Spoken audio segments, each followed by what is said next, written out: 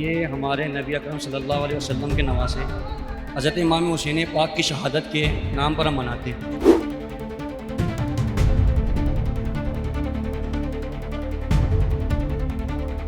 तो ये तो सन 47 के बाद से जब मैं पैदा हुआ जब से ये ताजियाबाजी चल रही है।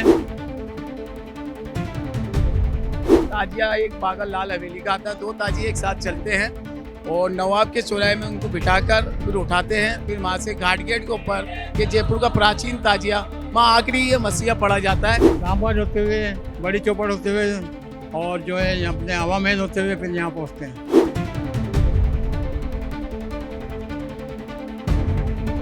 हमारे इमाम हुसैन साहब जो उनका जो पूरा ख़ानदान था वो शहीद हुआ था। यानी जुल्म के ख़िलाफ़ खड़े होकर भी इंसान को सब्र की जो तलकीन होती है वो मुहर्रम का महीना देती है। तो किस राजा ने बनवाया था इसे? ये मान सिंह जय सिंह जी के टेंग है। जय सिंह जी ने जयपुर बसाया जब से।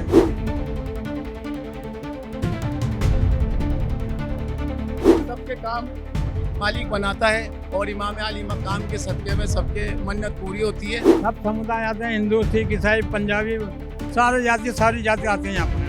कोई भेदभाव नहीं है।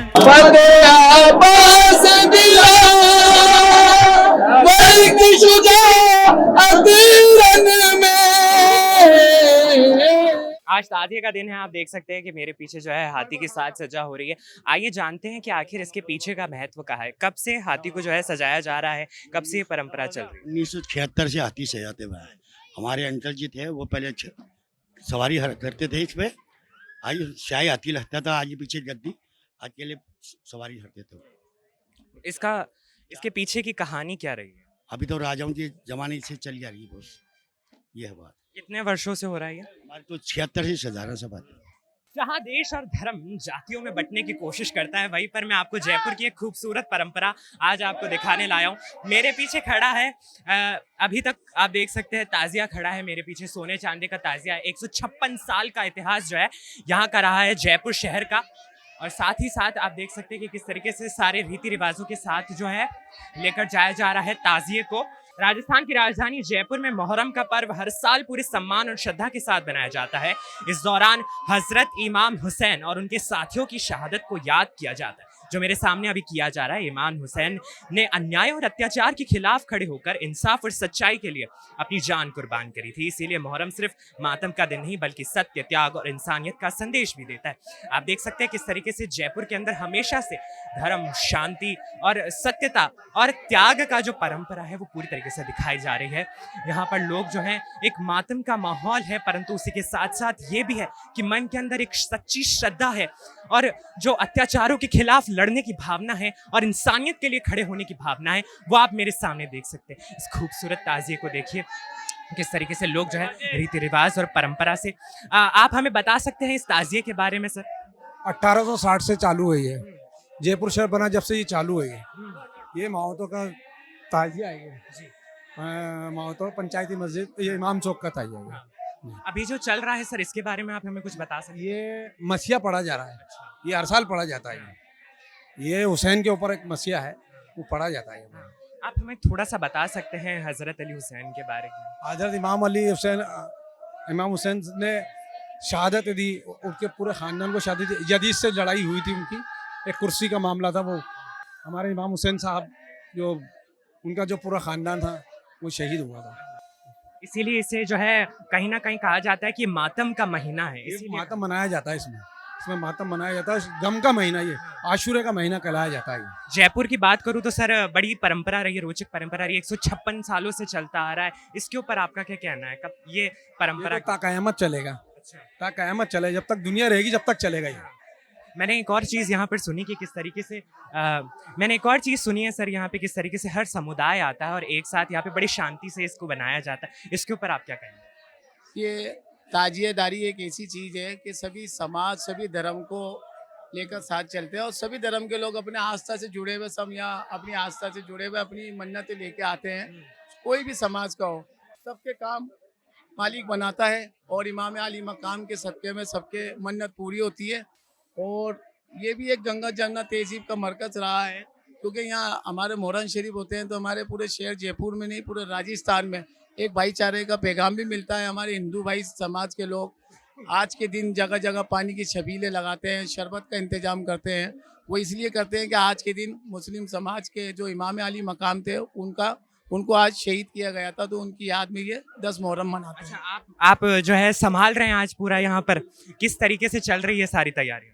बस तैयारियां यही हैं जैसे हमारे जो पुरखों के टाइम से चली आ रही है, ऐसे ही हम भी उसी पुरखों के टाइम के जो परंपरा चली आ रही है हम भी उसी परंपरा को चला रहे हैं। जैसे अच्छा, थोड़ा मुझे परंपरा के बारे में बताइए। मैं देख रहा हूँ कि ताजिया यहाँ पर जो पढ़ा जा रहा है और उसी के साथ साथ जो है अब क्या होगा, अगला चरण क्या होगा? भाई ये यहाँ से और आगे बढ़ेंगे, फिर पढ़ेंगे, फिर उसके बाद ताजिया एक बागल लाल हवेली का आता है, 2 ताजिए एक साथ चलते हैं और नवाब के चौराहे में उनको बिठाकर फिर उठाते हैं। फिर वहाँ से घाट गेट के ऊपर ये जयपुर का प्राचीन ताजिया वहाँ आखिरी ये मसीहा पढ़ा जाता है। फिर उसके बाद मिक्सिंग शाह साहब की दरगाह में जाके और उसकी हमारी जो तुरबा शरीफ होती है वो निकाल कर और फिर चादर डाल के ताजिया शरीफ ले आते हैं।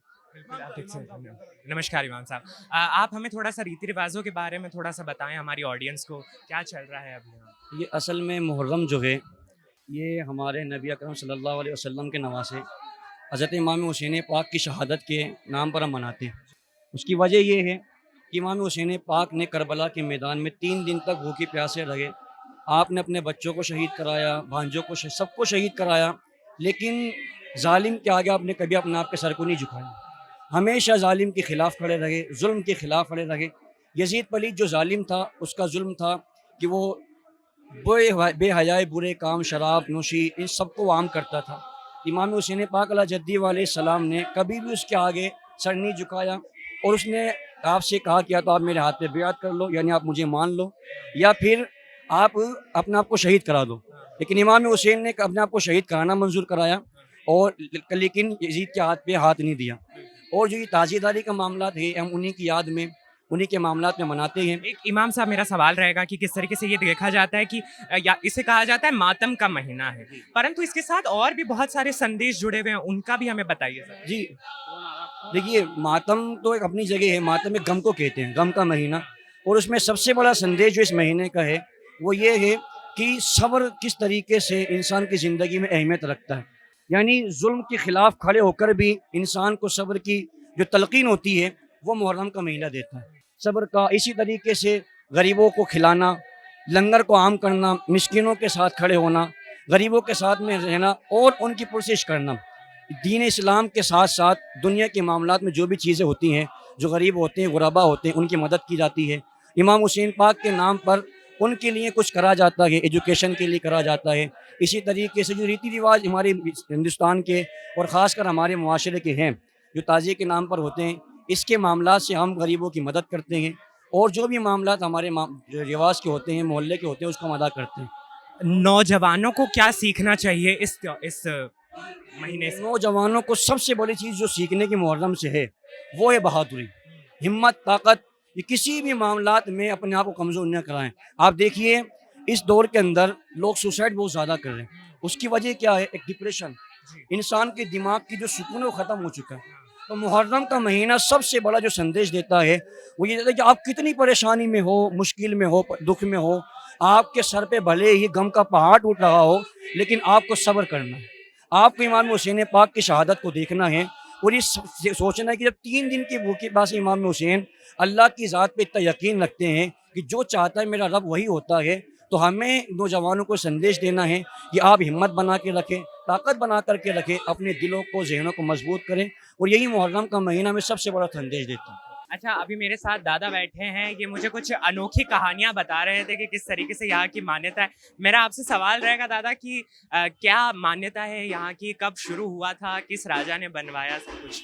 मेरी सन 47 की पैदाइश है।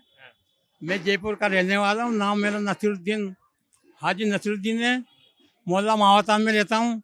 एलिफेंट चलाने वाले मेरे नाना परदादा हैं, एलिफेंट चलादार घराने से। तो ये तो सन 47 के बाद से जब मैं पैदा हुआ, जब से ये ताजियाबाजी चल रही है।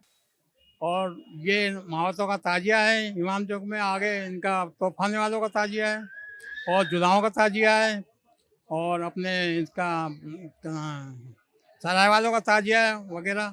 और बांस के बहुत ताजिए वगैरह वगैरह हैं। ये घाट गेट से होते रामगंज होते हुए, बड़ी चौपड़ होते हुए, और जो है अपने हवा महल होते हुए फिर यहाँ पहुँचते हैं। और चांदी का ताजिया है दरबार का, वो सिटी पैलेस में रखा रहता है, और वहाँ से वो अभी आतिश मार्केट के वहाँ रखा है। अभी ताजिए 4 बजे उठेंगे जयपुर से, फिर ये सुबह फजर में जाके वहाँ करबला में सुबह से खाक हो जाएंगे। हाँ। तो किस राजा ने बनवाया था इसे? ये मान सिंह जय सिंह जी के टेंग है। जय सिंह जी ने जयपुर बसाया जब से। तो आप मुझे बता रहे थे कि यहाँ पे सारे समुदाय एक साथ आते हैं, क्योंकि कहीं ना कहीं ये जो सामुदायिक हलचल है ये मची रहती है देश भर के अंदर, तो यहाँ पे सब समुदाय आते हैं। सब समुदाय आते हैं, हिंदू सिख ईसाई पंजाबी, सारी जाति आते हैं यहाँ पर। कोई भेदभाव नहीं है, कोई भेदभाव नहीं है, एक दूसरे का काम करते हैं। अच्छा, आपकी तो बातें होती होंगी उनसे, तो वो क्या मान्यता लेकर आते हैं यहाँ पे? बातें सच्ची होती हैं। हाँ, क्या भावनाएं लेकर आते हैं? सारी भावना लेके आते हैं। जयपुर में क्या क्या बनता है, क्या क्या नहीं बनता है, क्या क्या काम होता है, कहाँ से आते हैं, कहाँ जाता है, ये माल कहाँ जाता है, या नगीनों का काम होता है जयपुर में। चांदी की चीजें सब आती हैं, सारी चीजें आती हैं उसमें। उसमें समझ लो जो मुरादों की देखती है ना देने वाली, वो लेके जाती हैं। जिनकी मुरादें पूरी हो जाती हैं वो चांदी की आंखें लेके आती हैं और चांदी की चीजें लेके आती है वो उससी। और जो मुस्लिम नहीं है वो आते हैं, इस तरीके की मान्यता है। सब आते हैं, जो सारे आते हैं, मुस्लिम भी आते हैं, सब आते हैं, सारे सब धर्म के आते हैं जो भी हैं। और एक बात ये है खास, जैसे नोट भी लेती हैं मन्नत के, वो दे के और आ जाती हैं लेके। जैसे अगली बात उन जिसकी हैसियत है जितनी चढ़ाने की, जैसे 100-500 जितने भी चढ़ा वो अपनी हैसियत है वो चढ़ा सकती हैं ये और अभी जैसे अब ताजिया उठेगा, अभी एक ताजिया उठ चुका है लाल हवेली से, अब एक ताजिया उठेगा, वो अभी उठेगा बन के ये समझ लो 3-3:30 बजे। फिर वहाँ से दोनों ताजिए साथ में आएंगे नवाब के चौराहे में ताजिए बैठेंगे तीनों, 2-3 ताजिए रहते हैं, वो आके वो बैठेंगे। फिर ना से ये अपन के करवस्तान की तरफ जाएगा, क्या नाम है, आगरा रोड की साइड, वहाँ ठंडा करके आरफुल उसके, फिर उसके बाद वहाँ पे सफ़ेद चद्दर ढाक के वापिस ले आएंगे, फिर उसको माई के माई रख देंगे मुकाम पे। तो देखिए किस तरीके से परंपराओं का, सामाजिक समावेश का जो है यहाँ पे अनूठा उदाहरण देखने को मिल रहा है। उसी के साथ साथ सबसे जो ज़रूरी बात मुझे यहाँ पर लगी कि किस तरीके से सब धर्मों के लिए वेलकमिंग है। दादा ने भी बताया कि सब लोग अपनी मान्यताएं लेकर आते हैं, मुरादें पूरी होती है तो उसको भी जो है उसका भी मुबारकबाद देने आते हैं। तो कहीं ना कहीं ये एक अनूठी पहल है, परंपरा रही है हमारे देश की। तो आप देखिए किस तरीके से केवल और केवल मातम का महीना नहीं, उसके साथ साथ इमाम साहब ने हमें बताया कि किस तरीके से त्याग, सत्य और इन सब का भी ये महीना है जिसके अंदर नौजवान को ये संदेश पहुंचता है। आप मेरे आसपास की भीड़ देखिए, सबकी नज़रें केवल और केवल ताज़िए पर टिकी है। एक पुरानी परंपरा रही है, 156 साल से जो परंपरा चलती आ रही है, इसके लिए जो एक्साइटमेंट है लोगों का वो भी यहाँ पे दिखाई दे रहा है और रीति रिवाज जो है वो पूरे निभाए जा रहे हैं।